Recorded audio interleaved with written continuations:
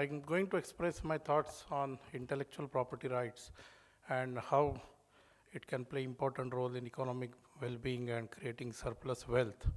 Uh, Ancient Hindu civilization was the crucible, as all of us know, of the wisdom, knowledge, education, scientific thoughts, and therefore wealth. And it is very evident from this graph that the dotted line shows almost 35% of the share was of Bharat. Uh, One of the reasons, uh, sorry, one of the reasons is could be the cohesion in the society, community, and the right type of convergence of wisdom, knowledge, and scientific thoughts. Of course, with invasion, our GDP started falling down, and the society was disintegrated, and segregated aggregates of knowledge was dispersed, and that started affecting us. Very interestingly, in 12th century, the first patent was granted in Italy to Brunelleschi, who was architect, and for his invention of carrying marble slabs through River Arno. You can see the GDP growth in Europe. Thus, it is very important to understand that knowledge has key role to play in the economic prosperity. As we say in the pre-industrial era, it was a labor-based, labor-intense era, but the post era is what we can say is the knowledge-based era. We call it as a knowledge economy, or the economy that is influenced by the science and technology, scientific and technological developments. And in this context, the intellectual assets or the outcome of our knowledge plays important role. And this is exactly where intellectual property has a role to play, because intellectual property is a framework, it's a legal framework that protects intellectual creations of creators, helps protect knowledge. There are various tools, or it's a bundle of rights comprising patents, design, copyright, trademark, geographical indication, and so forth. Just to give you a brief, patents relate to inventions and typically for the technological development. That is the functionality. Yeah.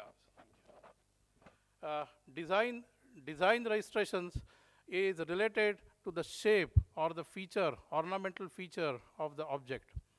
Copyright is for the expression. It's expression of thought, poems, artistry work, books, and so forth. Trademark relates to distinctiveness of the unique marks of the services or goods. You can see World Hindu Economic Forum has a trademark. You can see TM there. Geographical indication relates to particular properties coming out from the geographical location, such as Darjeeling tea or Kanjivaram saris. So it's a collective thing from the very geographical location. So let's concentrate on patent, because patent essentially relates to the technological development. Very interestingly, patent is a property, and it is the right to exclude others from illegitimate use of patented invention. It is within the territory of grant and for a limited period of time, so it's a property. But very interesting, this patent, which is a form of intellectual property right, has a unique characteristics that it is intangible. The meaning of intangible, as all of us know, that it doesn't have physical form. And this intangibility gives us a very, very powerful power that it can be used in multiple and simultaneous value offerings.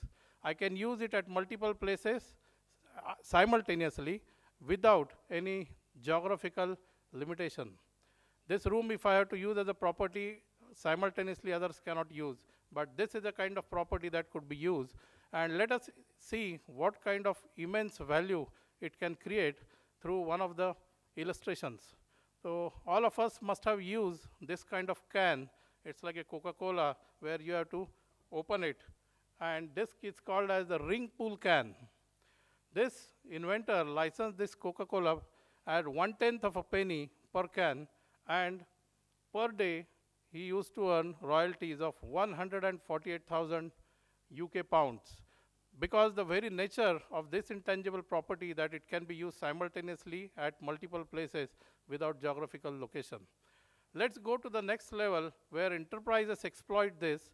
So we can see the example of Gillette, where you can see it is more than 76% of the intellectual assets are related to intellectual property. Let's go to the next level of national thing, where there is a very strong correlation of GDP and patent filing in Japan. You can see the blue line that is increasing as a real GDP, and the bars, those are related to patents that are filed.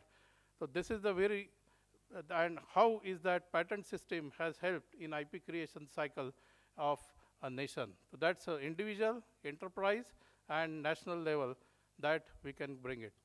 So now let us understand how one can exploit intellectual property to gain competitiveness, be competitive in the business. There could be various forms that one can use it. One can license the technology to another party with negotiated benefit sharing. Then there could be a cross-licensing, that I have some property, others have property, and we can cross-licensing to enable collaboration. Then there could be assigning of the intellectual property to other party. There could be barter rights. Then one can take action against those who infringe rights. And there could be many more of the aspects which one can exploit. But I would like to emphasize here that intellectual property needs to be integrated in the business strategy to see that we are competitive in the marketplace and create enough of the economic impact. The World Hindu, this is a concept that I would like to pose with the permission. World Hindu Innovation and IP Repository. Please remember, Hindus, as we have seen in the video, always had knowledge. We have huge knowledge and we will have knowledge. Only point was it is segregated into various dispersed aggregates like what in our ancestor, that kind. Here we have it in various forms of people around in terms of traders, entrepreneurs, investors who have gathered from many parts of the world. So we have this kind of knowledge. What is proposed is to create a hub or a facilitator that can harness innovations, protect it, and generate IP, respecting proprietorship of each of the individual individuals, enterprises, and also combining those. And the idea is to create aggregate intellectual asset which will bring in economic prosperity and surplus wealth. One of the forums could initiate this IP and innovation repository, and everybody can exploit benefits of this. That is one of the dreams I would pose it here. One can see that our dinosaur friend tells us either change or perish. Change with me or perish. So in epilogue, I would like to say that could we create this kind of Hindu innovation and IP repository? Could we establish World Hindu Knowledge Mining initiative to harness innovation from Hindu minds? Could we form World Hindu Network Community of Practice, where various Hindu enterprises can combine, join, and develop technology rapidly and bring it to marketplace and create IP assets? Could we create World Hindu Innovation Cluster Ecosystem, wherein stakeholders will symbiotically operate, compete, collaborate, flourish, and expand? Many important aspects are SMEs have great role to play in this, in the formation of intellectual property. Could we bring those individuals, SMEs, micro and big organizations together? That is what one could think of. That is one of the appeals. We can see that this is a very famous ant bridge, where ants have overcome the obstacle by interlinking with each other, and they use this bridge because ants could innovate.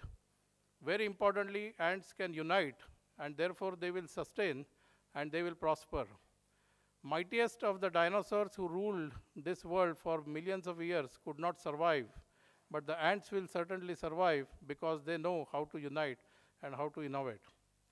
My appeal is we have 550 plus enriched Hindu minds here. Can we have that spark and we can pave path for our glorious future? Thank you very much.